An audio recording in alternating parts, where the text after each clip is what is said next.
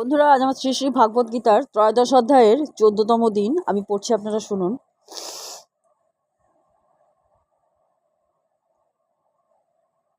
জীব তার জড়দেহ প্রাপ্ত হয়, যার যার দ্বারা সে কর্ম করে। বস্তুত বলা যায় যে দেহটি হচ্ছে একটা যন্ত্র, যা জীবের মনোবাসনা চরিতার্থ করবার জন্য ভগবান বানিয়েছেন। তার ইচ্ছের ফলে দুঃখ অথবা সুখ ভোগ করবার জন্য জীব নানা রকম সংকটপূর্ণ অবস্থায় পতিত হয়। কিন্তু জীবের এই দিব্য দৃষ্টি যখন বিকশিত হয়, তখন তার দেহের কার্যকলাপের থেকে নিজেকে সে পৃথক রূপে দর্শন করে।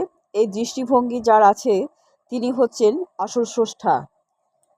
শ্লোক: যদা যদা ভূত পৃথগ ভাব মেক স্থ মনুপশ্যতি তত এব চ বিস্তারং ব্রহ্ম সম্পদ্যতে তদা। শ্রীল প্রভুপাদের গীতার গান। প্রাকৃতিক বৈচিত্র্যে যে বা একত্ব দর্শনে সর্বভূতের পৃথক ভাব সমর্থ সে মনে, সৃষ্টি স্থিতি বিস্তার সেই যে বা জানে, সমর্থ সে জন দৃষ্টি ব্রহ্ম সম্পাদনে। অনুবাদ: বিবেকমান পুরুষ যখন জড়দেহের পার্থক্য অনুসারে বিভিন্ন জীবের পার্থক্য দর্শন করেন না, তিনি ব্রহ্মভূত অবস্থা প্রাপ্ত হন। এইভাবে তিনি সর্বত্র চিন্ময় প্রকৃতির বিস্তার দর্শন করেন।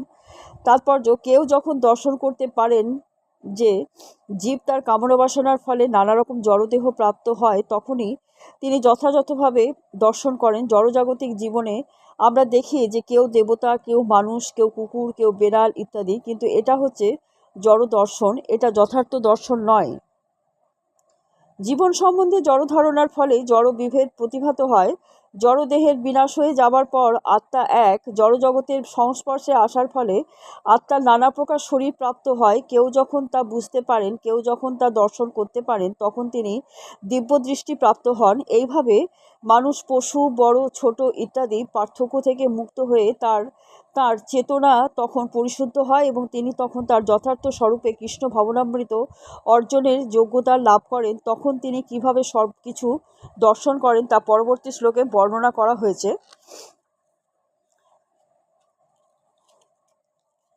শ্লোক: অনাদিত্যানি গুণতত্ত্বাৎ পরমাত্মায়ম ব্যয় শরীর স্থোহপি কোন্তেও ন করতে ন লিপ্যতে।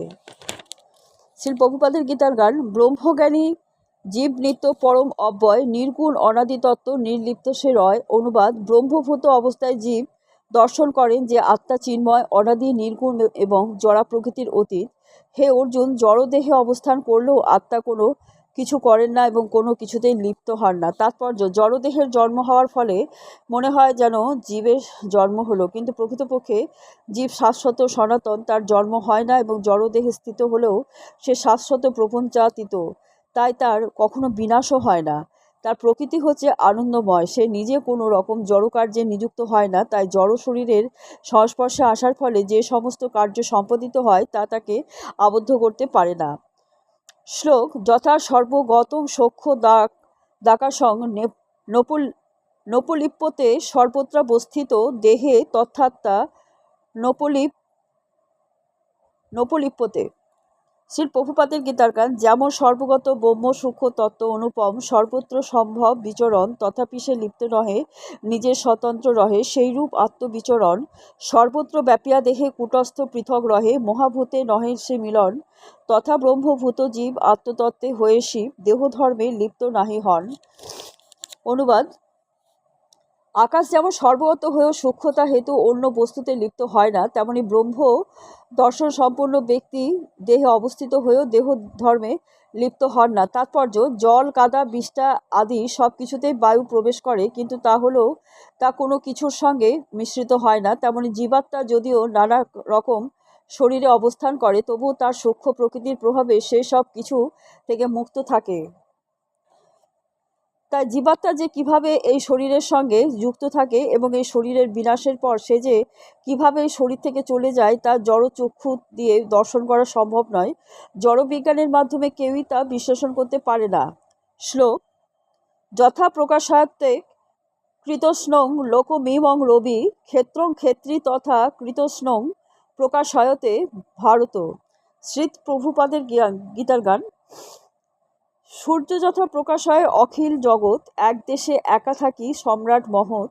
হে ভারত সেইরূপ ক্ষেত্রী প্রকাশ হয়, একা এক স্থানে থাকি ক্ষেত্র দেহময়। অনুবাদ: হে ভারত, এক সূর্য যেমন সমগ্র জগৎকে প্রকাশ করে, ক্ষেত্রী আত্মাও সেইভাবে সমগ্র ক্ষেত্রকে প্রকাশিত করে। তাৎপর্য: চেতনা সম্বন্ধে নানা রকম মতবাদ আছে। এখানে ভগবদ্গীতায় সূর্য এবং সূর্য রশ্মির উদাহরণ দেওয়া হয়েছে। সূর্য যেমন এক জায়গায় রয়েছে কিন্তু তার রশ্মি সারা জগৎকে আলোকিত করছে, তেমনি অনুসদৃশ জীবাত্মা যদিও শরীরের হৃদয়ে অবস্থিত, তবুও চেতনার দ্বারা সে সমস্ত শরীরকে আলোকিত করছে। এইভাবে আমরা দেখতে পাই যে সূর্যরশ্মি বা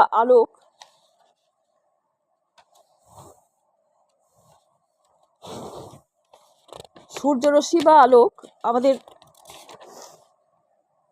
এইভাবে আমরা দেখতে পাই যে সূর্যরশ্মি বা আলোক যেমন সূর্যের অস্তিত্বের প্রমাণ, তেমনি চেতনা হচ্ছে আত্মার অস্তিত্বের প্রমাণ।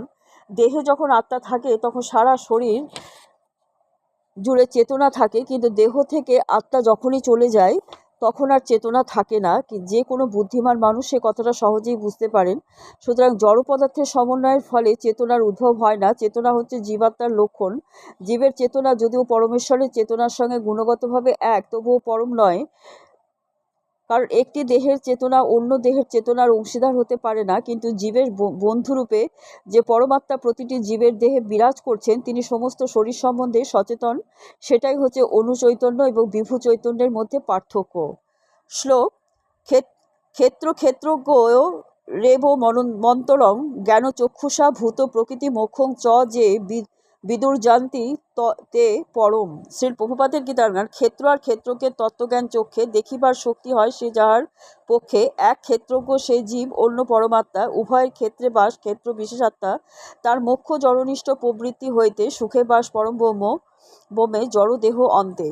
অনুবাদ: যারা এইভাবে ক্ষেত্রজ্ঞের পার্থক্য জানেন এবং জড়জগতের বন্ধন থেকে মুক্ত হওয়ার পন্থা জানেন, তারা পরম গতি লাভ করেন। তাৎপর্য: ত্রয়োদশ অধ্যায়ের মূল কথা হচ্ছে যে ক্ষেত্রজ্ঞ এবং পরমাত্মার মধ্যে পার্থক্য সম্বন্ধে অবগত হওয়া। অষ্টম থেকে দ্বাদশ শ্লোকে বিবৃত মুক্তি লাভের পন্থা সম্পর্কে অবহিত হতে হবে, তবেই পরম লক্ষ্যের দিকে অগ্রসর হওয়া যাবে। যে মানুষের হৃদয়ে শ্রদ্ধার উদয় হয়েছে তাকে সর্বপ্রথমে সাধু সঙ্গে ভগবানের কথা শ্রবণ করতে হয় এবং এইভাবে তিনি ধীরে ধীরে দিব্যজ্ঞান লাভ করবেন। যদি কেউ সদ্গুরুর চরণাশ্রয় গ্রহণ করেন তাহলে তিনি জড় এবং চেতনের পার্থক্য নিরূপণ করতে সমর্থ হন এবং সেটাই হচ্ছে তার পরমার্থ সাধনের বা পারমার্থিক উপলব্ধির পথে ক্রমোন্নতির উপায়। সদ্গুরু তার শিষ্যকে নানারকম সদুপদেশ দান করে জড়জাগতিক জীবনের বন্ধন থেকে মুক্ত হওয়ার শিক্ষা দান করেন। যেমন ভগবদ্গীতায় আমরা দেখতে পাই যে শ্রীকৃষ্ণ অর্জুনকে জড়জাগতিক বন্ধন থেকে মুক্ত করবার জন্য উপদেশ দিচ্ছেন। এই দেহ যে জড় পদার্থ তা সহজে উপলব্ধি করা যায়। 24টি বিভিন্ন তত্ত্ব দিয়ে তার বিশ্লেষণ করা যায়। দেহ হচ্ছে তার স্থূল প্রকাশ, তার সূক্ষ্ম প্রকাশ হচ্ছে মন এবং বুদ্ধির ক্রিয়া। এই সমস্ত তত্ত্বের প্রতিক্রিয়া হচ্ছে জীবনের লক্ষণ, কিন্তু এদের ঊর্ধ্বে রয়েছে আত্মা বা পরমাত্মা। আত্মা এবং পরমাত্মা এক নয়। জড়জগতের সমস্ত ক্রিয়া সাধিত হচ্ছে আত্মা এবং 24টি তত্ত্বের সহযোগিতার ফলে তিনি আত্মা এবং জড় উপাদানের সমন্বয়কে জড়জগতের কারণরূপে উপলব্ধি করতে পারেন এবং সর্বকারণের পরম কারণরূপে পরমেশ্বর ভগবানকে দর্শন করতে পারেন। তিনি চিৎজগতে ফিরে যাওয়ার যোগ্যতা অর্জন করেন। এইগুলি গভীরভাবে বিবেচনা এবং উপলব্ধি করবার বিষয় এবং সকলেরই উচিত সদ্গুরুর কৃপার প্রভাবে এই অধ্যায়কে পূর্ণরূপে উপলব্ধি করা। ভগবত বেদান্ত কহে শ্রীগীতার গান, শুনে যদি শুদ্ধ ভক্ত কৃষ্ণগত প্রাণ। ইতি শ্রীমদ্ ভাগবত গীতার প্রকৃতি পুরুষ বিবেক যোগ নামক ত্রয়োদশ অধ্যায়ে শ্রী ভক্তি বেদান্ত তাৎপর্য সমাপ্ত। বন্ধুরা, আজকে এই পর্যন্ত। আগামীকাল আপনাদের আবার পড়ে শোনাবো।